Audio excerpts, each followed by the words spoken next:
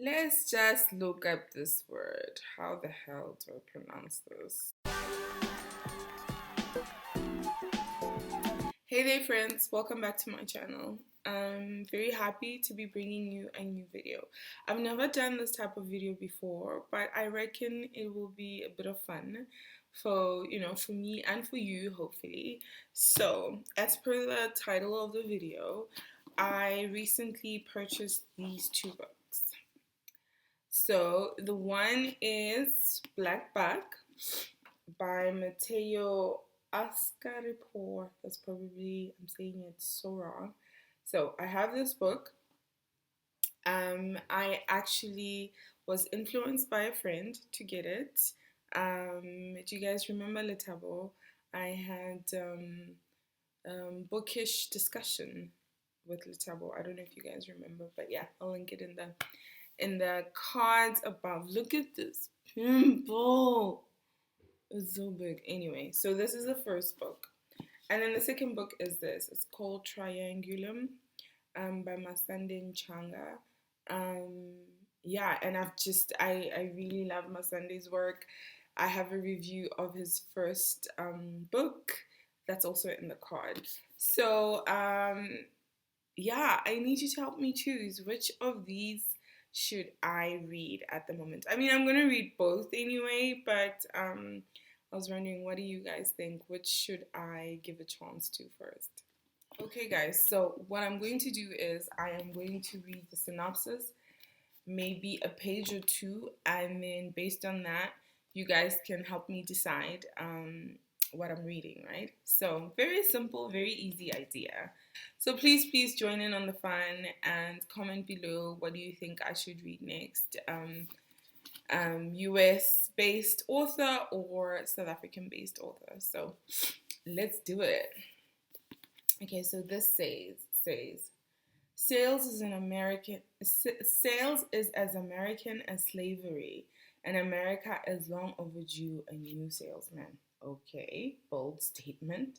My goal is to teach you how to sell. And if I'm half the salesman every newspaper, blog, and hustler in New York City says I am, then you are in luck. With my story, I will give you the tools to go out and create the life you want. Sounds fair? Meet Buck.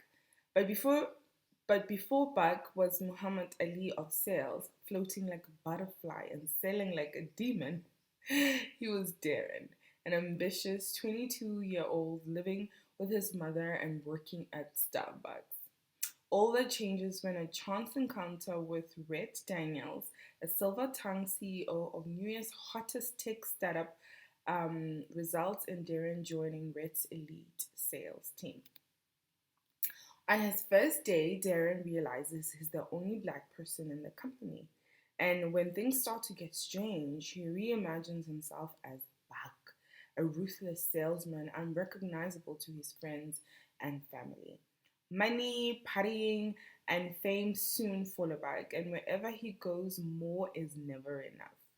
But when tragedy strikes at home, Buck begins to hatch a plan to help young people of color infiltrate America's sales force, setting off a chain of events that forever changes the game. This is an earnest work of satire.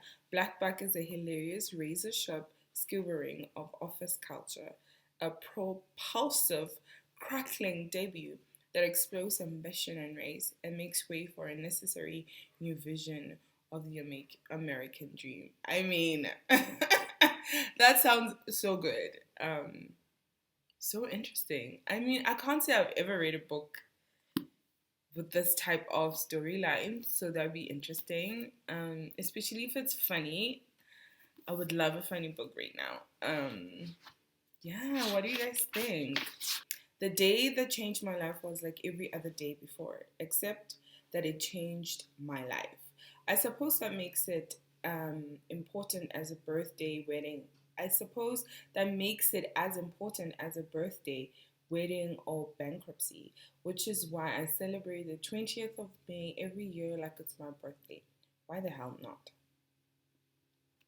As with any other day, my alarm went off at 6:15 a.m.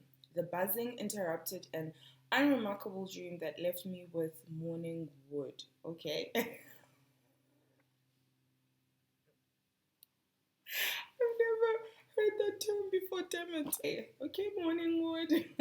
But instead of rubbing one out, okay, sir,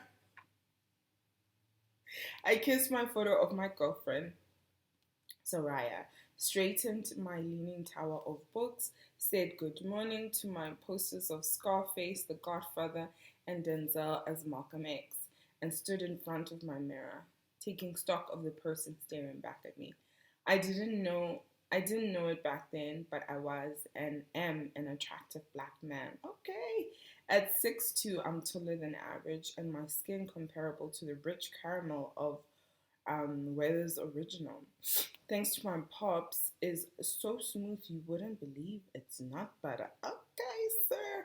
My teeth are status quo and powerful, also known as white and straight, and my hair is naturally wavy, even though I usually keep it short with a tight fade. God damn. The kid looked good and he didn't even know it. I took a deep breath, hopped into the shower, and began my morning routine. The house smelled as it always did at 7 a.m., like coffee. It made me want to puke. What do you guys think? It's so funny. He's funny. I think I'm gonna enjoy this. What do you guys think? Okay.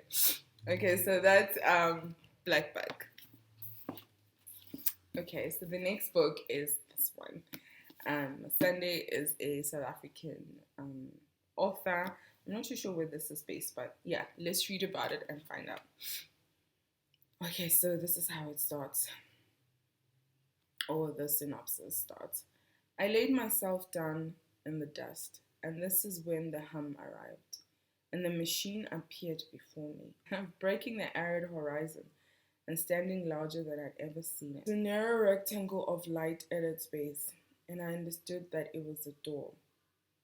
The hum became a murmur, and it vibrated through me with a motion that tugged at all that surrounded me, until I felt nauseous and emptied of thought. I got up and approached the rectangle. I walked through the light and into the dark. Already, like very, very different books. Very, very different. So, in the Eastern Cape, so it is based in South Africa. In the Eastern Cape, math, a schoolgirl maths prodigy is haunted by the loss of her mother, who disappeared during the demise of the country's homeland system. When a strange apparition, the machine, visits the girl at night, she's convinced it's a sign from her mother, and connected to a series of abductions of local girls. With two close with her two closest friends, she sets out to find the truth, exposing links to the area's murky past.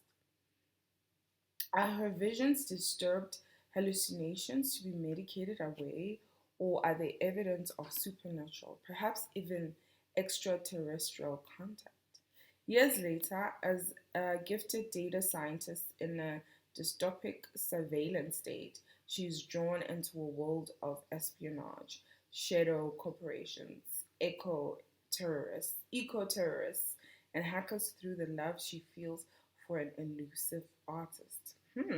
Presented as a message from the future, Masande Nchanga's Triangulum boldly mixes science fiction with philosophy and details of South African history seldom examined.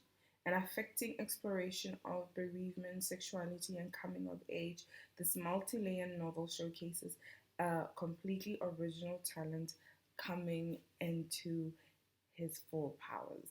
Ooh, I love the fact that it's science fiction. If you know me, I love a good sci-fi book, and I haven't read a sci-fi book in such a long time. Such a long time. So this is 4th October 1999. I was 14 when I first lingered in front of the mirror next to our home computer and touched myself, coming twice, so I wouldn't think about Mama's abduction. Interesting that they start the same way. Isn't that fascinating? I never done that in front of a mirror before, and I'd never gone beyond that number. But I told myself to stop When Tata woke up coughing, I snuck back to my room instead and listened to his leaving the house. Later, I'd learned that he'd gone to the hospital. Close to midnight, our front door unlocked again, come on. And Tata walked back in, bringing his illness with him. I opened his bedroom door to let out smoke. You're doing it again, I said. Go to sleep. I don't feel well. I could tell he wasn't sure if it was me or Mama. It's me, I said. Then tell me what's wrong with you. I don't know what it is. Then go back to sleep. I turned and went to bed. I could still smell the cigarette smoke seeping out from his room. I sat up in bed, measuring my breathing so he wouldn't know I was awake, waiting for him to fall asleep. Lying back at the ceiling, lying back, I looked up at the ceiling and thought about how 42 years ago the Soviet Union had launched Sputnik 1, the world's first artificial satellite, into orbit. Not that Tata would have cared.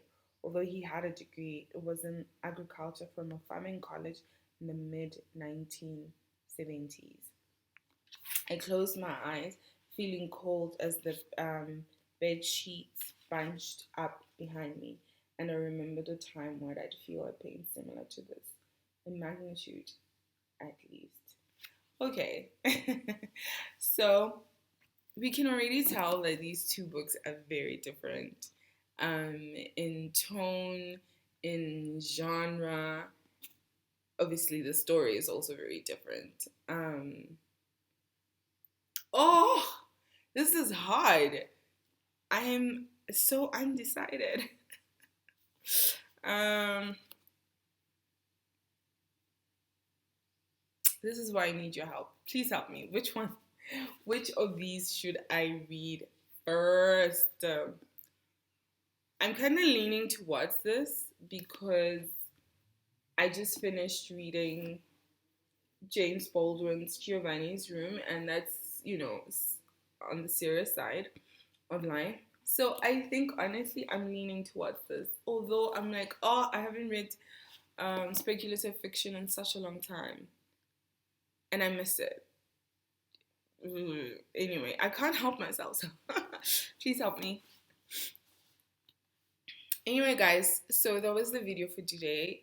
Very short, very different, but I genuinely need your help. I don't know. These days, I'm so indecisive when it comes to reading.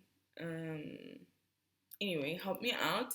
If you like this video, please give me a thumbs up. Giving me a thumbs up means that the powers that be, the algorithm, will see that people are interacting with my video and they will share it with other people. So it really helps me out. So if you enjoyed this, even in the slightest, it literally takes 1 second and I will forever be grateful. So yeah, I think that's that. Thank you so much, as usual, for watching my videos. I really appreciate it.